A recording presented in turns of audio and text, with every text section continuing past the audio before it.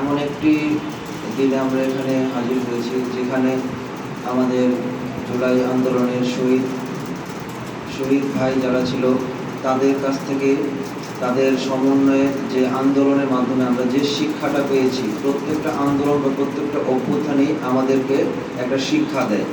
সেই শিক্ষা থেকে শিক্ষা গ্রহণ করে সেটা বাস্তবিক রূপে রূপান্তরিত করে সামনে এগিয়ে যাওয়াই হচ্ছে যে কোনো অভ্যুত্থানের সফলতা। অভ্যুত্থানের সফলতা তখনই কার্যকর হবে, অভ্যুত্থান থেকে যে শিক্ষাটা আমরা নিয়েছি সেটা যদি বাস্তবায়ন করার ক্ষেত্রে কোনো রকম প্রতিবন্ধকতা এবং যার দিক থেকে ন্যায় এবং নীতি বাস্তবায়ন করার ক্ষেত্রে যদি কোনো প্রতিবন্ধকতা না থাকে, প্রতিবন্ধকতা সৃষ্টি করার চেষ্টা আমরা না করি, তাহলে সেই জুলাইদের আন্দোলন সফল হবে এবং সাফল্যমণ্ডিতভাবে একটি দেশ এবং একটা জাতিকে এগিয়ে নেওয়া সম্ভবপর হবে।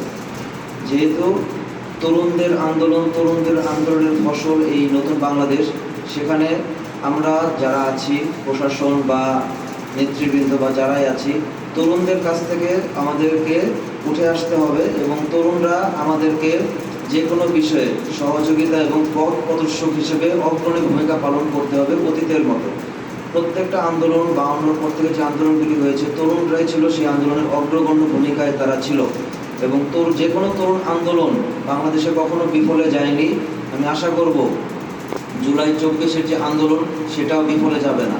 সেই আন্দোলনকে সমন্বিত রেখে যে কোনো প্রকার ভালো এবং যুগোপযোগী সিদ্ধান্ত তরুণরা যদি বাস্তবায়ন করতে চায়, সেদিক থেকে আমরা মেলান্দহ থানার পক্ষ থেকে এবং আমাদের পুলিশ সুপার জামালপুর মহোদয় স্যার অবশ্যই সেই আন্দোলন বা সেই চেষ্টাকে সাফল্যমণ্ডিত করার জন্য সর্বাত্মক সহযোগিতা করবে।